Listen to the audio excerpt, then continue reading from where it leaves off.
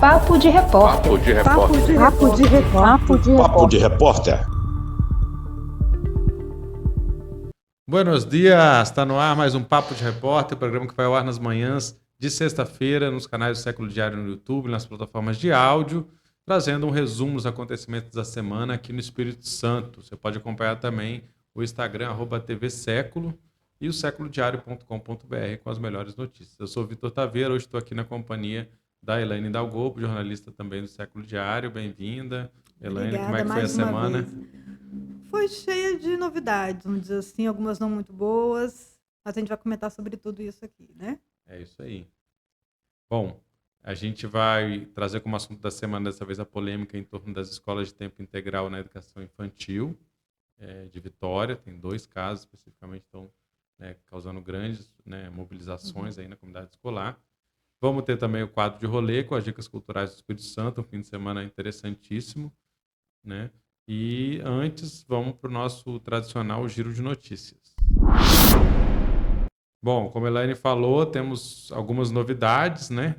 Um furo de reportagem essa quinta-feira. A Célia Tavares vai coordenar o escritório do Ministério da Cultura no Estado.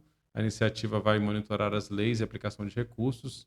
A Célia Tavares é uma professora do PT, cotada para a eleição de 2024 em Cariacica. Depois a gente volta para comentar isso. Outra notícia da política, que a deputada Camila Valadão criticou a celebração de 5 mortes no Morro do Macaco. Ela aponta que o enfrentamento da violência e a criminalidade deve ser pautado na proteção da vida. Temos outra notícia, que o plano de equidade racial deve ser enviado à Assembleia Legislativa em novembro. O governo do estado apresentou uma minuta que está sendo analisada por um GT composto pelo Poder Público e Sociedade Civil.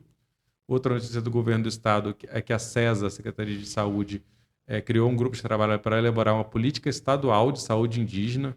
Muito importante isso, né? O estado e o município podem complementar o serviço que é oferecido pela União, que sofreu desmontes na última gestão, está sendo reconstruído.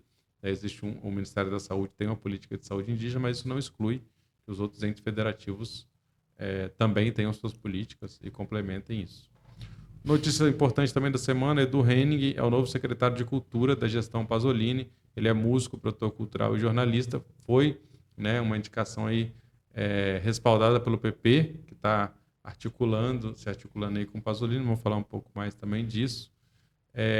Junto a isso, tivemos a notícia que o vereador André Moreira, do PSOL, pediu a suspensão de um edital de 15 milhões da Prefeitura de Vitória. Isso envolve um pouco na Secretaria de Cultura, porque o Tribunal de Contas do Estado notificou o Pasolini para prestar informações sobre uma denúncia feita pelo vereador desse edital que envolve aí palcos, estruturas para eventos, que envolve também a Secretaria de Cultura, que teve já bastante polêmica na gestão do Pasolini.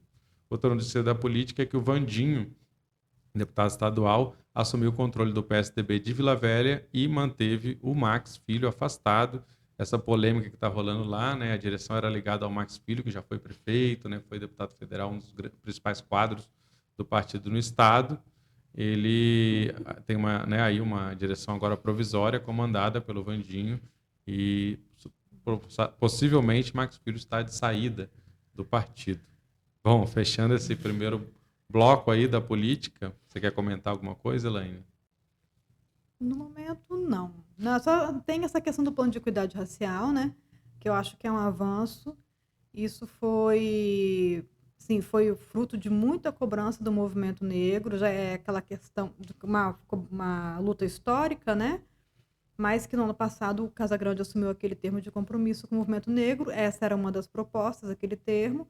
E depois de, acho que de 7 meses, sem diálogo nenhum com o movimento, eles conseguiram finalmente sentar com o governo e fazer o GT, e esse GT começar a trabalhar, Eles são divididos em eixos, e cada eixo está estudando propostas, de itens como meio ambiente, aí contempla, por exemplo, indígenas e quilombolas, porque o plano não é só para a questão negra, dos negros, tem a parte de quilombolas, indígenas, pomeranos, ciganos.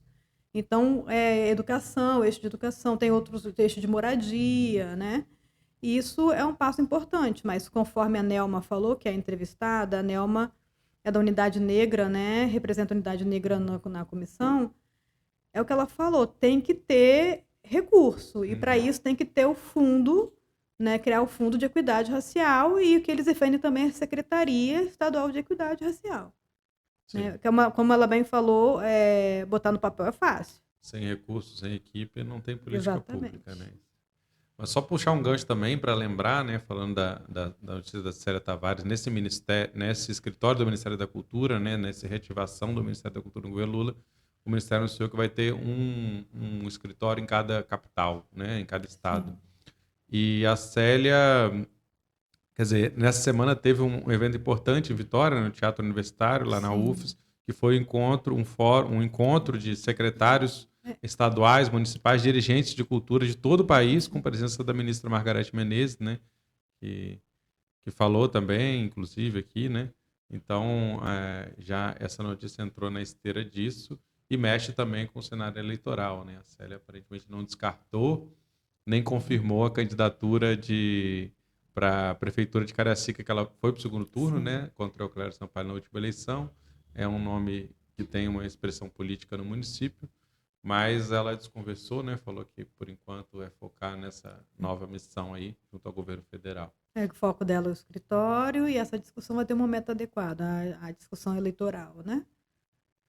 E foi a entrevista coletiva da ministra, Margarete Menezes, ela fez a coletiva aqui, foi interessante a fala dela no sentido de que a proposta de levar a cultura para os mais diversos espaços, até os mais longínquos, né? Ela falou, por exemplo, que eu achei interessante, das caravanas da cultura, e quando ela fala de barco para chegar às comunidades ribeirinhas, né? Eu achei isso muito interessante. Então, se a proposta é essa, tomara que se concretize, né? Tanto no sentido de dessas pessoas terem acesso à cultura, mas como elas também possam trabalhar na área, né? Elas também possam fazer, elas também possam se expressar através disso. Na segunda e na terça aconteceu esse encontro, e na quarta-feira ainda teve um encontro no Palácio Anchieta sobre a questão dos pontos de cultura e o programa Cultura Viva, que é justamente um programa que trabalha muito forte essa questão, né, da diversidade, desses espaços onde a cultura não chega, fortalecendo a própria sociedade civil, né, as iniciativas da sociedade civil, de centros culturais, de iniciativas desse tipo. Então vai vir muito em breve um novo edital para reativar esse programa. Então as pessoas que já participaram desse programa, foram convidadas para uma conversa, né, com o responsável por esse programa do MINC, aproveitando a passagem dele. Mas enfim, nosso bloco 2, falando um pouco dos movimentos sociais, temos as seguintes notícias. Escola em Aracruz realiza projeto integrador de combate ao discurso de ódio. Os estudantes realizaram oficinas e já demonstraram mudanças de comportamento em relação ao machismo e racismo. Outra notícia é, entre aspas, Estatuto vai ser um marco para ciganos de todo o Brasil. Sim. A Nilced Jesus Santos será uma das representantes do Estado numa audiência pública sobre o Estatuto dos Ciganos, tá? Tramitando. Outra também, entre aspas, vamos reforçar 2 símbolos do Espírito Santo, o moqué capixaba e a panela de barro. É uma reportagem feita com o Nego da Pesca, que é uma liderança da pesca aqui do Estado e a nível nacional, falando de seu otimismo sobre a implementação de novas políticas federais da pesca artesanal, após uma passagem dele por Brasília, né? Trouxe aí um cenário animador, depois de tantas dificuldades. Temos também a notícia que quilombolas recebem devolutiva do governo sobre pautas prioritárias, o acesso à água e energia são um deles, e a titulação de terras continua emperrada por pressão da empresa Suzano. Outra notícia aqui é que fazer cultura deve ser acessível a todos, inclusive para grupos invisibilizados. Livro Debaixo do Pé de Manga, com textos e desenhos de pessoas em situação de rua, vai ser lançado nesta sexta-feira. Aí peguei ela de surpresa aqui, não sei se vai contar. Ela é uma das idealizadoras, né, dessa iniciativa. Então, bom, acho que é um bloco também, vou abrir para o bloco, assim, tem bastante coisa interessante, mas queria que você começasse talvez comentando sobre esse livro, esse trabalho feito, né, muito interessante de suscitar, né, de provocar essa reflexão artística em pessoas em situação de rua. Então, Vitinho, o que aconteceu? Eu percebia no meu dia a dia que aumentou o número de pessoas em situação de rua, né? Tudo quanto é canto. Uma vez eu lembro que eu fui numa padaria no bairro onde eu morava, aí um cara me pediu um suco, né? Aí eu comprei o suco e comprei também um pão para ele comer, porque o suco sozinho, achei, né? Aí a caixa da padaria falou assim, esse cara, uns 6 meses atrás, ele entrava aqui como cliente como outro qualquer, agora ele mora na rua. Uhum. Né? Então, houve sim esse aumento, né, diante da crise econômica, diante, né, do desgoverno que foi nos últimos 4 anos, diria até 6 anos, Uhum. né, da miséria, da pobreza. E aquilo, eu percebia que as pessoas, elas se sentiam incomodadas, não com a maneira como aquelas pessoas estavam vivendo, não com o que fez elas irem para as ruas, mas com as pessoas em si, entendeu? Se tirasse as pessoas de Uhum. perto delas, estava bom demais. Já resolveria o problema delas, dessas pessoas, né? E aí foi assim, poxa, mas são pessoas como a gente, são seres humanos, tem muita história para contar, deve ter muita coisa para falar. Aí eu propus para a Lei João Bananeira, naquela Lei Municipal de Incentivo à Cultura de Cariacica, as oficinas de desenho e texto, em que eles pudessem se expressar livremente sobre assuntos que eles quisessem. Aí fizemos as oficinas e foi bem interessante, porque por mais que eles pudessem se expressar livremente, os temas giraram em torno de uns 4, 5 temas. Uhum. Que foi moradia, família, fé, natureza e reencontro. Uhum. Interessante. E o lançamento vai ser nessa sexta-feira, né? Qual que é como é que vai ser? Vai ser na Biblioteca Municipal Madeira de Freitas, não é Em isso? Campo Grande, que é a Então Biblioteca hoje, né, Municipal de sexta-feira, Cariacica, 14 14 horas. horas, com Sarau Pássaro de Fogo da Academia Cariaciquense de Letras. As pessoas estão livres para levar seus textos, seus poemas para participar do sarau. Um debate sobre arte e inclusão social. Debate descontraído, né? Uhum. Inclusive, os próprios assistidos do Centro Pop vão estar lá. Então, quem está assistindo aí de manhã e está com a tarde livre, sextou, já pode começar aí lá em Cariacica, na biblioteca, para o lançamento do livro. Algum outro tema que você queira comentar para fechar nosso giro aqui? Tem o Estatuto dos Ciganos, né? Interessante. Que aí eu acho muito bacana ver que o país agora ele está tomando um rumo de ter políticas públicas específicas para determinados grupos, né? O Estatuto dos Ciganos estava, a tramitação dele estava parada, é do Paulo Paim, de 2015, e agora vem caminhar essa tramitação para garantir, né, os direitos para esses grupos que são tão... Ciganos são muito marginalizados, muito excluídos, né? Você Muito vem acompanhando também estigmatizados. aqui no Estado, né? Aqui no Estado a Sim, invisibilidade é muito grande dos sim. grupos. Invisibilidade e o preconceito, né? Eles estão se organizando também aqui no estado, já criaram associações, recentemente teve a Associação de São Mateus, né? Então, acho importante ver que agora a gente está tendo esse empenho, esse foco nas políticas públicas para as pessoas que são invisibilizadas, né? Bom, para terminar o giro, falando da programação que está disponível aí no YouTube do Século Diário, temos os avanços e as limitações da Lei Maria da Penha, uma entrevista com a Júlia Brahim, do Cine Marias, e a Roseli Pires, professora da UFES e coordenadora do Fordan, que comentam sobre os 17 anos de existência da lei. Temos também Caparó, discute turismo cultural de base comunitária, o programa Raiz Capixaba, a produtora cultural Fabiola Melca, falou da potência da região, os impactos do turismo. E também um vídeo, uma pequena entrevista com Paulo Galo, falando que a rua e a internet estão cada vez mais entrelaçadas. O Galo é uma liderança dos entregadores por aplicativos, né? Uma grande liderança nacional, e ele falou sobre ação política, os aprendizados que ele teve na prisão, né? Depois que ele participou do incêndio lá da estátua do Borba Gato, né? Então ele falou um pouco de como foi isso, vale a pena assistir. Então, fechando aí o nosso giro, vamos para o assunto da semana. Como a gente falou, o assunto da semana é a questão das escolas em tempo integral, né, em Vitória, escolas de ensino infantil. E a Elaine tem acompanhado isso, né? Algumas escolas estão muito mobilizadas em torno, né? A secretária está ali tentando fazer algum diálogo, enfim, queria que você comentasse o que está acontecendo e por que está havendo uma resistência, um problema aí, um conflito. Então, quando se fala em escola de tempo integral, as pessoas já imaginam, que maravilha, por que ser contra, né? Mas aí você ouve as comunidades, elas têm as razões delas, né? Tipo, o que acontece? Atualmente, as escolas que estão contestando a implantação do tempo integral são o CEMEI Saint Clair Philips, em Caratuíra, e outro CEMEI em Taboazeiro, acho que é Jaci Alves Fraga. Né? E, por exemplo, os problemas são muito semelhantes, né? Os questionamentos. O primeiro é a falta de diálogo com a comunidade escolar. Você simplesmente diz que a partir do ano que vem vai ter tempo integral e pronto, acabou. né? Não tem um diálogo com a comunidade.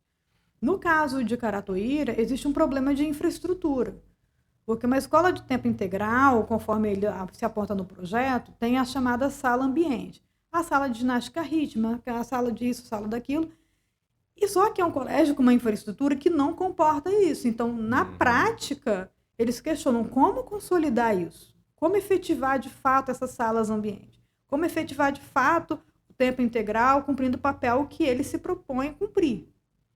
Né? Um dos questionamentos de Caratuíra é esse. Tem outra questão, que é uma outra que é comum entre Caratuíra e Taboazeiro, né? Porque, por exemplo, por mais que se diga o tempo integral é legal, mas é direito também da família optar se quer deixar o filho no tempo integral ou não, né? Deveria ter outra opção dentro do bairro, né? Que não fosse de tempo integral. Não havendo, que nenhum dos bairros vai ter outra opção. Ou a própria escola tem as duas opções, né? Mas nenhum dos dois bairros vai ter essa outra opção. A alternativa vai ser ir para bairros vizinhos. Só que são áreas em que a atuação do tráfico ela acaba dificultando essa mobilidade das pessoas entre bairros. Então, existe esse temor, esse perigo. E não é eu dizer, é só quem envolve com tráfico que tem a mobilidade limitada. Não, não é. Existe essa coisa de moradores do bairro X não poderem ir para o bairro Y, e até mesmo os próprios conflitos, né, do tráfico e a própria ação da polícia que impossibilita esse deslocamento. E mesmo assim, mesmo quem, por exemplo, em Taboazeiro em Caratuíra, mesmo quem queira opte por deixar o filho na escola integral, existe o problema de que já foi dito que cerca de 50% das vagas vão ser reduzidas. Porque, você tem um turno matutino, você tem um turno vespertino, mas para integrar o turno todo. Então, turmas têm que ser reduzidas. E aí, esses pais que não conseguirem as vagas, obrigatoriamente vão ter que ir para outros bairros. E o tema, né, está sendo discutido principalmente pela oposição da Câmara, né, formada pelo Leandro Moreira do PSOL, a Carla Coser do PT e o Vinícius Simões do Cidadania, que realizaram, né, na noite da quinta-feira, dia 17, uma audiência pública para discutir essa e outras questões, né, a falta de diálogo com a comunidade e também a destituição de alguns diretores da rede municipal. Então, assim, virou aí uma munição, né, da oposição para fazer essa crítica, né? Como é que você vê que a gestão do Lorenzo Pasolini, né, com a secretária Juliana, né, tá lidando com isso, a Juliana Rochner, né? E assim, vale dizer também que as comunidades estão se articulando com assembleias de pais. Caratuíra já fez 2. Na primeira, eles nem ao menos não convidaram a gestão, porque era algo para discutir as estratégias deles. Mas a gestão ainda assim apareceu, porque soube de alguma forma e foi, né? Na segunda, eles convidaram a gestão e foi aí que foi apresentado o projeto e os pais apontaram que não esse projeto, na prática, nessa estrutura, não se aplica, né? E aí eles vão fazer uma consulta pública com 3 opções, que seria tempo integral de imediato, manter como está, ou então fazer o tempo integral de maneira com prazo de até 2 anos. Porque nesse prazo poderia ter uma nova infraestrutura, parece que tem um terreno da prefeitura na região, que pode ter uma ampliação da escola nesse terreno. Então, eles vão fazer com essas 3 opções. Ainda não tem data para início da consulta pública, até o último momento que eu tinha conversado com um representante do Conselho de Escola. Taboazeiro também vai fazer uma reunião, mas voltando àquela questão da ação do tráfico, né? Eles iam fazer essa semana, mas foi impossibilitado diante desse conflito que está tendo na região de Taboazeiro, né? Do Morro do Macaco, que está todo mundo acompanhando aí nas mídias. E os próprios vereadores, né? A Carla e o André foram na reunião de Caratuíra e também colocaram algumas questões, né? Pois é, vamos seguir acompanhando, ver o que vai acontecer, né, nesse processo. Algo mais que você queira comentar sobre esse tema? que dizer que não é de hoje, né, dessa semana, né? Início do ano, se não me engano, em janeiro, houve o mesmo problema em Mário Cipreste, no CEMEI, né? Na verdade, não foi problema de escola integral, não. Foi outro problema que também está sendo muito debatido, que é a questão da gestão democrática, Exato. porque a diretora foi destituída. E aí, na audiência pública, também discutiram a questão das duas diretoras que foram destituídas também, e em outras escolas que foi em julho. Uhum. Então, na verdade, são uma série de ações, né, que estão, vamos dizer assim, violando os direitos da comunidade escolar, né? Uhum. Não é só a imposição de um tempo integral sem condições para isso. É atentado à gestão democrática, com destituição de diretor, é transferência de professor, como está acontecendo com o Agnaldo. Há 28 Uhum. anos na Presideu Amorim, a escola Presideu Amorim, e foi transferido para outra escola. Aí, mas por que foi Uhum. transferido? Todo mundo questiona isso. Se se legalmente, vamos dizer assim, a transferência só pode ser em época de remoção, a pedido do servidor, porque no Uhum. meio do ano ele foi transferido, sem nem solicitar isso. Curioso, né? Sendo que ele é um personagem de atuação política, né? Sim, ele Então, tem uma atuação muito forte na PADVIC, que é a Associação de Professores de Vitória. é. São questões, essas questões, por exemplo, né, justamente por que não fazer as consultas antes, né? Por que Sim, não trabalhar desde o início, analisar a proposta junto à comunidade escolar, junto aos pais, junto aos professores, aos funcionários e tudo mais, e aí, quer dizer, tenta se colocar uma coisa, depois tem que voltar atrás e ficar remendando, né, porque os não conhecer problemas. aquela realidade, sabe? Conversar com quem Sim, entende quem aquela conhece realidade, é quem quem está no bairro, conhece. né? A rotina do bairro, a rotina das famílias, a rotina da escola. É isso aí. Bom, vamos seguir acompanhando o tema, como já falei, né? Você pode acompanhar no seculodiario.com.br, o que vai rolar daqui para frente, Vai né? rolar muita coisa, com Repercussão da certeza. audiência pública e tudo mais. Então a gente fecha aqui nosso assunto da semana e vamos para o nosso de rolê com agenda cultural. Bom, fim de semana tem uns eventos bem interessantes. Um dos mais badalados é o Movimento Cidade, que está na sua segunda edição presencial. Vai acontecer nessa sexta-feira e sábado. A programação tem shows com artistas de renome, né, como Lineker, Djonga, Rico da Laçã e Afrocidade. E talentos capixabas como Mary Jane, Malu. Tem também mostra de filmes, apresentação de dança, batalha de rima, debates, outras atrações. Tudo é gratuito lá no Centro Cultural Carmélia Maria de Souza, que fica em Vitória, ali, né, próximo do Sambão do Povo. E para quem quiser saber mais informações, tem o Instagram, né, do Movimento Cidade, que é movimento.cidade, e tem também o site movimentocidade.com. Tem outro evento muito interessante também da cultura popular, que acontece no sábado lá na Barra do Jucu, que é o Encontro das Bandas de Congo, da Grande Vitória.